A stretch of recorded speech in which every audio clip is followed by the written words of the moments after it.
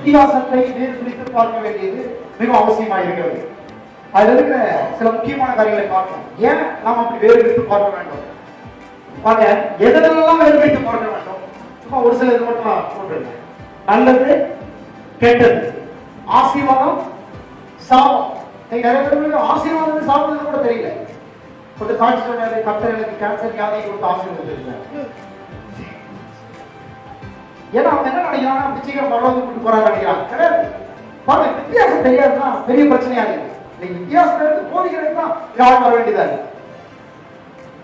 நல்லது, கெட்டது, ஆசீர்வாதம், சாபம், பாவம், பரிசுத்தம், நீதி, அநீதி, விசுவாசம், அவிசுவாசம் அல்லது சந்தேகம், ஜெபம், புலம்பல். ஜெபத்துக்கும் புலம்பலுக்கும் பெரிய வித்தியாசம் இருக்கு. சொல்லிக் கொடுக்கல, சொல்லிக் கொடுக்க முன் வரல. ஏன்னா தெரியாத சொல்லிக் கொடுக்குறதுக்கு ஜெபம் வேற, புலம்பல் வேற. தேவனுக்கு உகந்த உபவாசம், பட்டினி அல்லது விரதம் அல்லது உடலை வருத்துதல், ஆராதனை, நடிப்பு. ஆராதனையும் நடிப்பும் பெரிய வித்தியாசம். ஆராதனைனா கான்ஃபரன்ஸ் வைக்கும், ஆராதனைனா என்னென்ன கான்ஃபரன்ஸ் வச்சோம், இன்னும் அதை கண்டினியூ பண்ணலாம். ஏன்னா ஆராதனைனா என்ன அப்படின்றது விளங்காததுனால குதிக்கிறதும் முருகிறதும் புறறதும் அதுவே ஆராதனையா போச்சு. ஆராதனை, நடிப்பு, மனுஷீகம், தெய்வீகம். தேவனுடைய சோதனை, பிசாசுடைய சோதனை. தேவனுடைய சோதனை நினைச்சுக்கிட்டு பிசாசுடைய சோதனை நினைச்சுட்டு இருக்காங்க. நிறைய பேர் பிசாசுடைய சோதனை தேவனுடைய சோதனை நினைச்சிட்டு இருக்காங்க. தேவனுடைய சோதனையா இருந்தா அதை சகிக்கணும், பிசாசுடைய சோதனையா இருந்தா அதை ஜெயிக்கணும். வித்தியாசத்தை புரிஞ்சுக்கணும். என்னுடைய செயலை நான் வலியுறுத்த வேண்டிய ரொம்ப முக்கியமான காரியம். ரட்சிக்கப்பட்டாச்சு, 10 வருஷம் ஆச்சு, 20 வருஷம் ஆச்சு, 15 வருஷம் ஆச்சு, கிட்டத்தட்ட 30-40 வருஷங்களா கோயிலுக்கு போறோம். வித்தியாசம் தெரியல. வித்தியாசம் தெரியாத பிரச்சனை நம்ம பார்க்கணும். 40 காரியத்தை பார்க்கணும். கடவுள் சொல்லிடலாம், நமக்கு ஈஸியா கடவுள் சொன்னாலே வரணும். வித்தியாசம் தெரியல. தேவனுடைய சோதனை, பிசாசுடைய சோதனை. இயேசு சரியான எக்ஸாம்பிள். எல்லாவற்றுக்கும் வித்தியாசத்தை அவர் புரிந்தார். புரிந்து வாழ்க்கைய ஆணையினார். அவருடைய வாழ்க்கையுடைய நோக்கத்தை நிறைவேறுவதற்கு அவர் வித்தியாசத்தை வேறுபித்து பார்க்க கற்றுக்கிறார். என்ன சொல்றார்? ஆவியானுடைய நடத்துதல், பிசாசுடைய நடத்துதல். கரெக்டா அது வருது. ஆவியானுடைய நடத்துதல், எல்லாரும் ஆவியானுடைய நடத்துதல், பிசாசுடைய நடத்துதல். பாருங்க, லூக்கா 4ஆம் அதிகாரத்துல ஆவியானவர் நடத்தி மனதிற்கு கொண்டு போறார். First step. செகண்ட் ஸ்டெப், கல்லுகளை அப்பமாக்கும் சொன்னது யாரு? பிசாசு. ஆவியானவர் கிடையாது. ஃபர்ஸ்ட் ஸ்டெப் ஆவியானவர் நடத்திருக்கிறாரு. அதுக்காக செகண்ட் ஸ்டெப் ஆவியானவர் நடத்தணும் அவசியம் கிடையாது. நாம் வேறுபிரித்து பார்க்க வேண்டும். அது பிராக்டிகல் லைஃப்ல நாம் அதை வேறுபிரித்து பார்க்க வேண்டும். அது ரொம்ப அவசியமா இருக்கு. வேறுபிரித்து பார்க்காத வரையும் நாம செய்யக்கூடாத ட்ரை பண்ணிட்டு இருக்கோம். செய்யும்படி ஆவியானவர் இருக்கிறாரு, ஆவியார் இருக்காரு. பிசாசு இருக்கிறான், அவன் ஆவியாரா இருக்கான். அவன் கண்ணு திறக்காத இடத்துல இருக்கான். நாம தான் ஆளா இருக்கோம் இல்லையா? அப்போ நாம தான் வேறுபிரித்து பார்க்க கற்றுக்கொள்ள வேண்டும். ரெண்டு பேரும் எப்படி நடத்துறாங்க? வார்த்தை மூலமா தான் நடத்துறாங்க. மனதில் ஒரு எண்ணத்தை தூண்டி விடுகிறாங்க. எண்ணத்தின் மூலமா நடத்தப்படும். இப்ப நான் எனக்குள்ள ஒரு எண்ணத்தை எடுத்துக்கொண்டு இப்பொழுது வேறுபிரித்து பார்க்க வேண்டும். லூக்கா 4ஆம் அதிகாரத்துல கிட்டத்தட்ட 2 வருஷத்துக்கு மேல சமையல் போயிடுச்சு. 15 வருஷங்களை மட்டும் 2 வருஷம் போயிடுச்சு. எப்படி நம்ம நடத்தப்படுறோம், எப்படி நம்ம ஒரு காரியத்தை செய்ய தூண்டப்படுறோம் அப்படின்னு. இப்ப நாம அந்த பக்குவம் அடையணும், முதிர்ச்சி அடையணும். நமக்கெல்லாம் பெருமை என்னன்னா 20 வருஷமா அடியே கோயிலுக்கு போறேன், கையில தூக்கிட்டு ஒரு சபையில ஆசமாங்க. இந்த இதை வந்து தேவன் வந்து ரொம்ப தேடின வளர்ச்சியாக தேவனுக்கு ஆவிக்குரியவர்களாக இந்த காலகட்டத்தை வச்சு மதிக்கிறது கிடையாது. தேவன் எதிர்பார்க்கிறது என்ன? வேறுபிரித்து பார்க்கிற பக்குவம், முதிர்ச்சி வார்த்தையின் அடிப்படையில் பெற்றுக்கிறோமா? அதுதான் தேவன் எதிர்பார்க்கிறது. ஆவியானவர் நடத்தி மனதில் போனார். அடுத்தடுத்து பிசாசு நடத்தலாம். ஒரு இடத்துல 3-4 சொல்றாங்க, ஒரு பிசாசு நடத்தலாம். நேரத்து தார புதியும் தூதர்கள் தங்கள் கரங்களை ஏற்றிக்கொண்டு போவார்கள். வேறு பிரித்து பார்க்கிற பக்குவம், முதிர்ச்சி மட்டும் அவங்க இல்லைன்னா அன்னைக்கே ஹெட்லைன் வந்துருக்கும். ஏசுன்றவர் வந்து வினோதமா பிறந்தாரு, வேற வந்து கீழே குத்தி தப்படை பண்ணிட்டாங்கன்னு சொல்லுவாங்க. ஆமா இல்லையா? நிறைய பேருக்கு வேறு பிரித்து பார்க்க முடியாதா? அந்த பக்குவம், முதிர்ச்சி இல்லாதனால்தான் முடங்கி போய் கிடக்கும். அதனால ஆவிக்குரிய வாழ்க்கையான தெரியப்பட்டது. எல்லாம் போயிட்டாங்க, எல்லாம் போயிருந்தாங்க, எல்லாம் பசங்க தானே, எல்லாரும் பாஸ்ட் தானே. சொல்ல போனா இவரை விட அவர் கொஞ்சம் நல்லா முதிர்ச்சியா இருக்கிறாரு, இவரை விட அவர் ட்ரெஸ் சேஞ்சே வேற மாதிரி இருக்கு, ட்ரெஸ்ஸே வித்தியாசமா இருக்கு.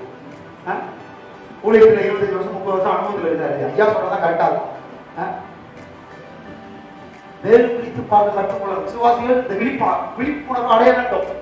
எத்தனை பேர் விசுவாசிகள் இருக்கிறீங்க? அவன் உங்களுக்குள்ளே இருந்து இந்த பக்குவத்தை முதிர்ச்சியை அடைய வேண்டும். ஆவிக்குரிய வாழ்க்கை மத ரீதியான மாய்மால போக்கு, கிறிஸ்துவுக்குள் கிறிஸ்தவத்திற்குள் எழுத்திற்குள் ஆவிக்குள் தேவனுடைய கோட்பாடுகளுக்குள் மத சாஸ்திரம் சம்பிரதாயம் பாரம்பரியம் சுய கொள்கைகளுக்குள் பழைய உடன்படிக்கைக்குள் புதிய உடன்படிக்கைக்குள் சில காலங்கள்லாம் சொன்னாங்க. இந்த வித்தியாசம் நம்முடைய உள்ளங்கள் ஆழமாய் பதிய வேண்டும். மனுஷன் வீழ்ச்சி அடைந்த பின் நன்மைக்கு அறிகிற அறிவை அடைந்த பின் இவர்கள் இருக்கிற வித்தியாசத்தை வேறுபாட்டை அறியாமலே அவனுக்கு இப்போது இருக்கிற எல்லா நிலைமைக்கும் விளைவுகளுக்கும் காரணமா இருக்கு. வீழ்ச்சி அடைந்தா நான் பேசுறேன். வீழ்ச்சி இப்போது என்ன நடந்துச்சு? என்ன பண்ணலாம்? உண்மையாக வீழ்ச்சி அடையும் போது அவன் நன்மை தீமை அறிகிற அந்த அறிவின் கனியை புசித்தான். இல்லையா? நன்மை தீமை அறிகிற அறிவின் கனியை புசித்தான் அப்படின்னா என்ன அர்த்தம்? ரெண்டு விஷயம், ரெண்டு அர்த்தம் இருக்கு. ஒன்று, நன்மை தீமை, ஒரு காரியம் நன்மை ஒரு காரியம் தீமை என்கிற அந்த இடத்துல மட்டும் நீ வந்துடாத. அங்க மட்டும் நீ வந்துட்டா அங்கதான் பிரச்சனை இருக்கு. நன்மை இது தீமை இது என்கிற தீர்மானிக்கிற உரிமை அப்படின்னு சொல்றோம். ரெண்டாவது இன்னொரு விஷயம், அதை எப்படி சொல்லலாம்? அதுதான் தேவனுடைய உரிமையா இருக்குது. அதெல்லாம் அவன் நாடிட்டான். அவன் நாட்டினால்தான் அவன் இன்னைக்கு சட்டங்கள் இயற்றப்படுகிறது. எந்த சட்டத்துக்கும் ஆதாரம் கிடையாது.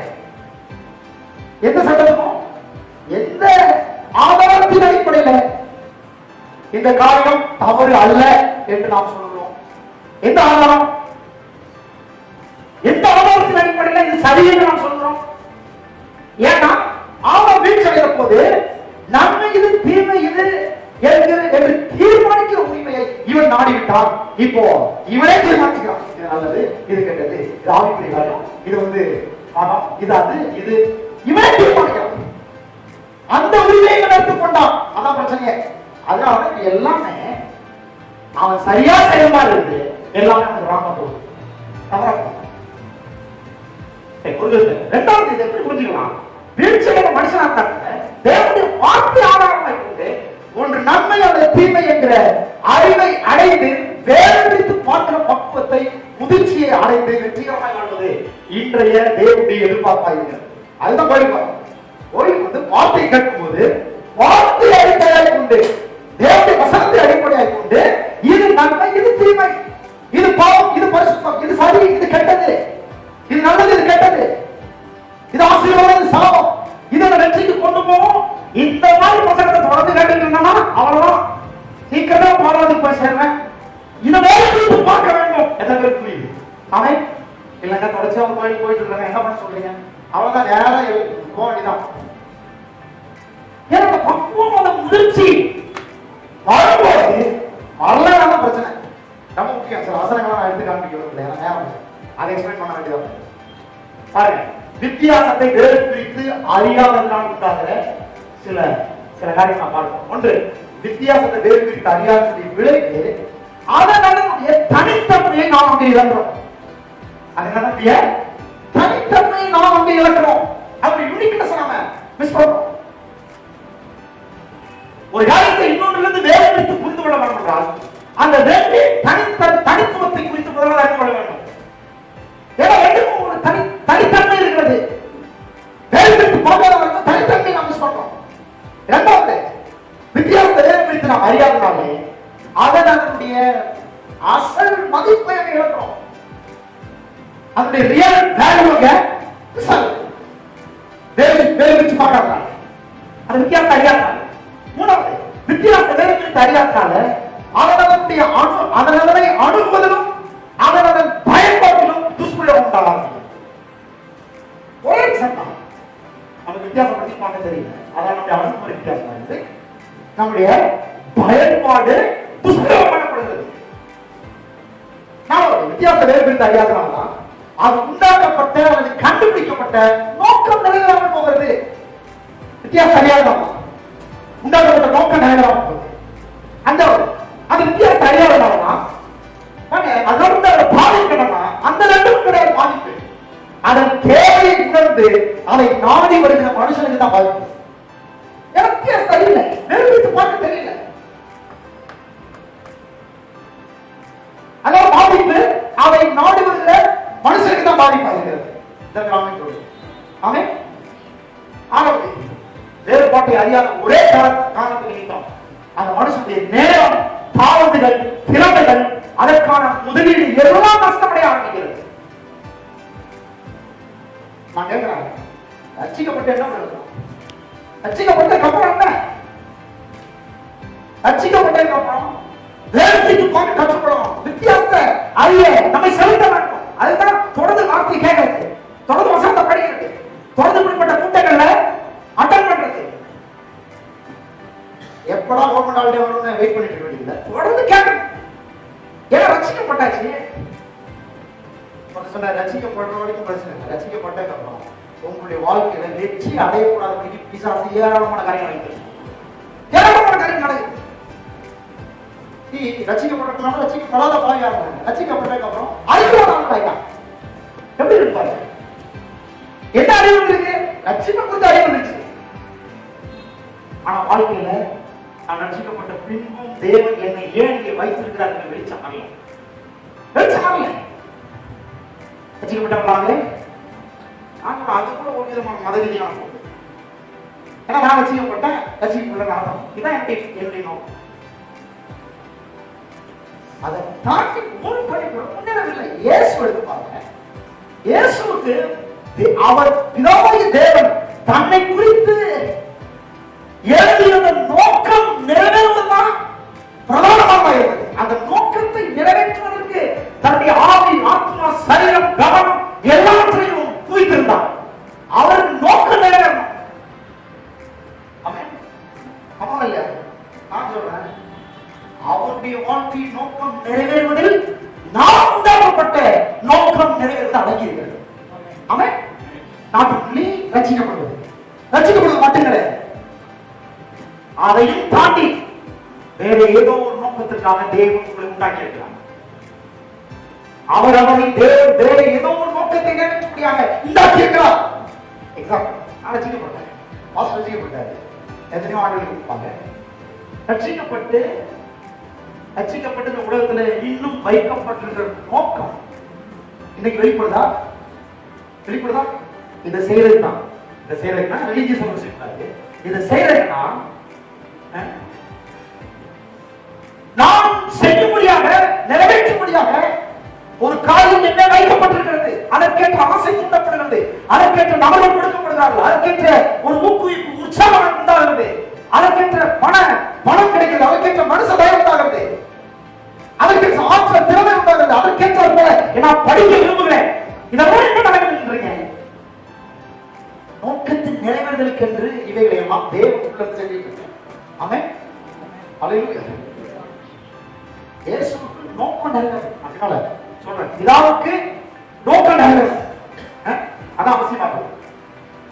வித்தியாசம் அறியாதனால்தான் நேரம், திறமைகள், பணம் எல்லாம் வீணாயிட்டு. வித்தியாசத்தை வேறுபடுத்த அறியாதனால்தான் நான் சொல்றேன், இன்னும் நீங்கள் ஜெயிக்கவில்லை. ஏன் ஜெயிக்கல? ரட்சிக்கப்பட்டன, ஓகே, ஏன் ஜெயிக்கல மாட்டீங்க? வித்தியாசத்தை வேறுபடுத்து அறியாதனாலே, வேறுபடுத்து பார்க்க அறியாதனாலே இன்னும் ஜெயிக்கவில்லை. இதுவே ஜெயிக்கிறது கூட தெரியுதா? இன்னைக்கு ஜெயிக்கவே இல்லை. இதுவே முன்னேற்றம் கூட தெரியுதா? இல்லை, இன்னும் நீங்க முன்னேறவே இல்லை. இதுவே தேவன் நிரூபித்திருந்த உங்களுடைய லட்சியத்தின் அந்த விளிம்பு வந்தீங்களா? கிடையாது.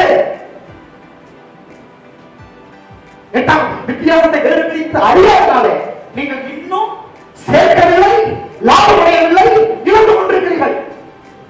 ரட்சிக்கப்பட்டவர்களே, தேவனுடைய பிள்ளைகளே, வித்தியாசத்தை வேறுபிரித்து அறியாதனாலே, வித்தியாசத்தை வேறுபிரித்து அறியாதனாலேயே முழு மனவர்க்கத்தினுடைய முதல் பிரதிநிதியாகிய ஆதாம் ஏவாள் வீழ்ச்சி அடைந்தார்கள். காசு கடைக்காரர் கண்டும் புறாவிற்கு கண்டும் போகும். ஏன்னா அவருக்கு தெரியுது, வித்தியாசம் தெரியுது. சிங்கத்தை கண்டும், கரடியை கண்டும், கோழியாட்டை கண்டும் தாவீதுக்கு வித்தியாசம் தெரியுது. 14 வித்தியாசத்தை வேறுபிரித்து அறியாதனாலே எங்கள் உலகத்தில் பல காரியங்களோடு காம்ப்ரமைஸ் ஆகிவிட்டீர்கள்.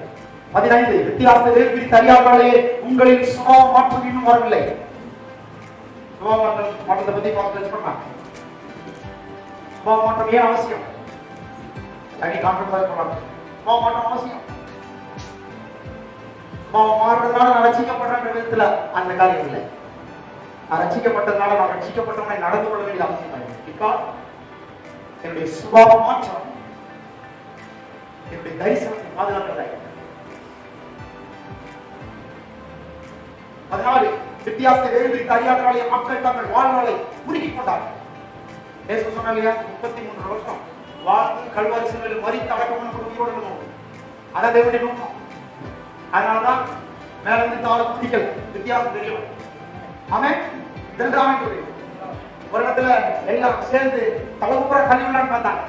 அங்க மறைந்து போனா வித்தியாசத்தை வேறுபிரித்து முதிர்ச்சி உள்ளவராக இருந்தார். ஆமென். ஒரு இடத்துல கல்வாரி அடிகளை வராங்க, அடியங்களை இடைதான் என்னுடைய பிளேஸ். என்ன பக்குவம் முடிச்சு எப்படி வரும்? வரணும். அது அறியாதனால நீங்க ஜெயிக்கவில்லை. 17 வித்தியாசத்தை வேறுபிரித்து அறியாதனாலேயே 38 ஆண்டுகளோட வாழ்க்கை பெதஸ்தா குளத்துல கழிந்து. 18 வித்தியாசத்தை வேறுபிரித்து அறியாதனாலேயே 40 ஆண்டுகளுக்கு மேலாய் பிறவிக்குள்ள வாழ்க்கை கழித்து. 19 வித்தியாசத்தை வேறுபிரித்து அறியாதனாலேயே 40 ஆண்டுகள் தேவனுடைய மக்கள் வனாந்தரத்தை சுற்றி கொண்டிருந்தார்கள். 20 வித்தியாசத்தை வேறுபிரித்து அறியாதனாலேயே தேவனுக்கு ஒப்பாய் கன்றுக்குட்டியை உண்டாக்கி விக்கிரகவாதனை செய்யப்பட்டது. 21 வித்தியாசத்தை வேறுபிரித்து அறியாதனாலேயே மணக்கங்கள் உள்ளாக்கப்பட்டவர்களாக தங்கள் குழந்தைகளை விக்கிரகங்களுக்கு முன்பாக பலியாக்கி தீக்கிரையாக்கினார்கள். 22 வித்தியாசத்தை வேறுபிரித்து அறியாதனாலேயே புனிதமான மரணம் அல்லது அகால மரணம். 23 வித்தியாசத்தை வேறுபிரித்து அறியாதனாலேயே தவறான தீர்மானம், மோசமான தேர்ந்தெடுப்பு. 24 வித்தியாசத்தை வேறுபிரித்து அறியாதனாலேயே ஆள வேண்டியவன் இமைப்பொழுதில் அகதியாய் மாறினான். 25 வித்தியாசத்தை வேறுபிரித்து அறியாதனாலேயே வாழ்க்கை துஷ்பிரயோகம். 26 வித்தியாசத்தை வேறுபிரித்து அறியாதனாலேயே கேள்வி கிடக்கிறீர்கள், முடையிட்டீர்கள், முன்னேற்றம் இல்லை. 27 வித்தியாசத்தை வேறுபிரித்து அறியாதனாலேயே மெய்யான தேவனுக்கு மதரீதியான ஆராதனை நடந்தது. 28 வித்தியாசத்தை வேறுபிரித்து அறியாதனாலேயே தவறான கடவுள்கள் மேல் மிக சரியான விசுவாசத்தை வைத்துக் கொண்டிருந்தார். தவறான கடவுள், சரியான விசுவாசம். Example Abram. வித்தியாசத்தை வேறுபிரித்து அறியாதனால. That's your responsibility. That's our responsibility. ஐதல கான்ஃபரன்ஸ் சும்மா எவ்வளவு தெரியும் பேசுறதுக்காக 320 ஸ்லைடு ரைட் 320 வித்தியாசத்தை வேறுபிரித்து அறிந்த ஒருவனால சில காரியங்களை செய்யாமல் இருக்க முடிய மாட்டாங்க. செய்யற ஆட்கள் பாத்தீங்கன்னா வசதியா பணத்தை வச்சுக்கலாம் இல்ல. இதெல்லாம் எப்படி நடக்குன்னு நினைக்கிறேன். நோக்கம் நிறைவேற்ற நோக்கம் செய்து உண்மையான எனக்கு தெரியும். எனக்கு பின்னால நோக்கம் இருந்து வேலை செய்ய முடியும். தேவனுக்கு நீங்கள் வாழ வேண்டும் என்பதை விட நீங்கள் உண்டாக்கப்பட்ட ரட்சிக்கப்பட்ட நோக்கம் நிறைவேற வேண்டும் என்பது அவசியமாகிறது. உங்களுக்கு ஒரு சபை வேண்டும் என்பதை விட நீங்கள் உண்டாக்கப்பட்ட நோக்கம் நிறைவேற வேண்டும். நீங்க நிறைவேற்ற சபை நோக்கம் நிறைவேற நிறைவேற்ற ஒண்ணுமே இல்லை. நோக்கம் நிறைவேறி 28 வித்தியாசத்தை வேறுபிரித்து அறியாதனாலே தவறான கடவுளுக்கு மிக சரியான விசுவாசத்தை வைத்தார். 29 வித்தியாசத்தை வேறுபிரித்து அறியாதனாலே வீழ்ச்சி அடைந்த மனிதன் தன்னை உண்டாக்கின தேவனுக்கு தன்னிடத்திலிருந்து ஒரு மதத்தை மட்டுமே கொடுக்க முடிந்தது. அதற்கு பதிலாக தன்னையே கொடுக்க தெரியவில்லை. தேவன் நம்மிடத்திலே ஒரு மத ரீதியான நபரை எதிர்பார்க்கவில்லை. ஒரு அறிவுபூர்வமான தேவ சித்தத்தை அறிந்து கொண்ட ஒரு நபரை எதிர்பார்க்கிறார். 30 வித்தியாசத்தை வேறுபிரித்து அறியாதனாலே நீங்கள் இன்னும் பாதிகளாய் ஆபத்தில் இருக்கிறீர்கள். வித்தியாசத்தை வேறுபிரித்து அறியாதனாலே 31 வித்தியாசத்தை வேறுபிரித்து அறியாதனாலே மக்கள் இன்னும் பிரகாரத்திலேயே வாசல்லையே கதவண்டையில் நின்று கொண்டிருக்கிறார். உள்ள வரல. 32 வித்தியாசத்தை வேறுபிரித்து அறியாதனாலே மக்கள் இன்னும் யூத மத பிரமாணங்களிலே வாழ்க்கையும் அதையே போதிக்கும் விரும்புகிறார். அப்படிப்பட்ட ஒரு ரெவரண்ட், அப்படிப்பட்ட ஒரு பிஷப், அப்படிப்பட்ட ஒரு டாக்டர் வித்தியாசத்தை வேறு பிரித்து அறியாது. நீங்க அறிந்து கொள்ள வேண்டும், நான் அறிந்து கொள்ள வேண்டும். எல்லாம் வயதாக மூத்தவர்கள் அனுபவத்தில் இருக்கிறார்கள், அப்படி இப்படி வித்தியாசத்தை வேறு பிரித்து அறிந்தாரு. சின்ன சாம்பல் 33 வித்தியாசத்தை வேறு பிரித்து அறியாதனாலே தேவனுடைய மக்கள் இன்னும் மத கிளிகளை வைராக்கியமாக செய்து கொண்டு மதத்தையே கட்டி எழுதிக் கொண்டிருக்கிறார். 34 வித்தியாசத்தை வேறு பிரித்து அறியாதனாலே மக்கள் இன்னும் பிசாசை பெரிதாக பேசிக்கொண்டு அவனுடைய ஆளுகைகளையும் அவனுடைய வருடங்களை வாழ்ந்து கொண்டிருக்கிறார். 35 வித்தியாசத்தை வேறு பிரித்து அறியாதனாலே மக்கள் இன்னும் கவலையிலும் பயத்திலும் அவிசுவாசத்தில் வருகிறார். 36 வித்தியாசத்தை வேறுபடுத்தி பார்க்க முடியாததற்கு காரணம் 3. ஒன்று அறிவினம், இரண்டாவது தவறான புரிந்து கொள்ளல், மூன்றாவது மோசமான அனுபவம். ஒன்று அறிவினம், தவறான புரிந்து கொள்ளுதல், மோசமான அனுபவம். வித்தியாசத்தை வேறுபிரித்து வாசத்தில் இருக்கிற தடை. சபைகள் அறிவினம் போதிக்கப்படுகிறது, தவறான புரிந்து கொள்ளல் போதிக்கப்படுகிறது, மோசமான அனுபவங்கள் பிரசங்களாக இருக்கிறது. வித்தியாசத்தை வேறுபிரித்து பார்க்கிறது. ஆமென். 37 சரியான புரிந்து கொள்வதற்குரிய விடை. ஒன்றின் ஆதாரத்தை மையமாய் கொண்டு சரியானதை தவறானதிலிருந்து வேறுபிரித்து புரிந்து கொள்வதிலும் அதையே நம்முடைய நடைமுறை வாழ்க்கையாக்கிக் கொள்வதிலும் அடைகிறது. அவன் எக்ஸாம்பிள் இயேசு ஆவியான நடத்துகிறது, பிசாசு நடத்துகிறது, வேறுபிரித்து பார்த்து நடத்துகிறார்.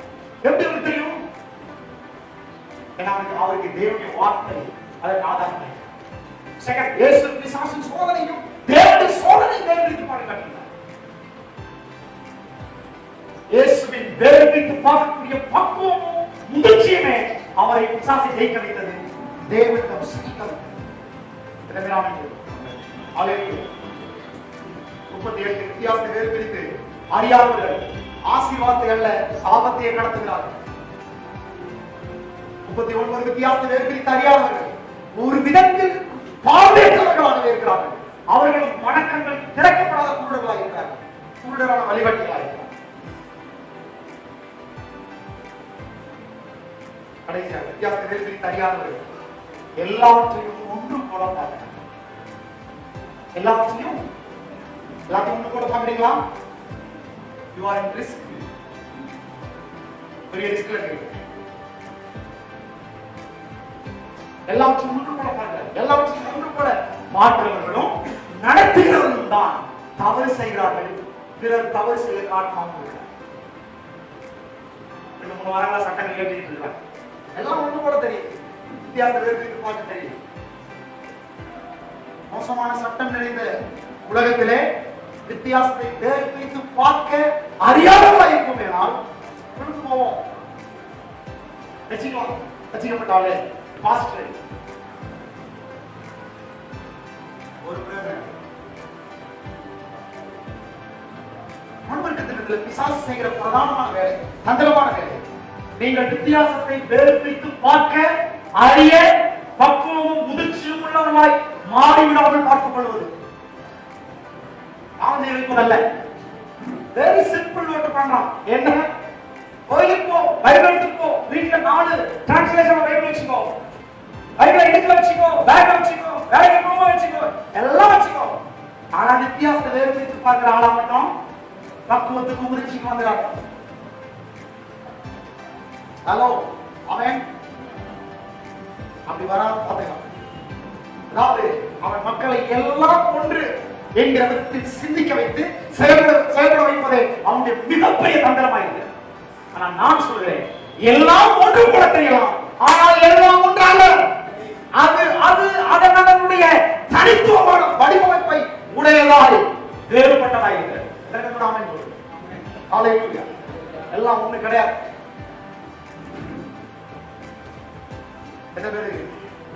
ஆமென். வீழ்ச்சிக்கு ஒரு விதத்துல காரணம் வேறு பிரிச்சு பார்க்க தெரியும். மனுஷன் எல்லாமே ஒண்ணு போல தெரியும்.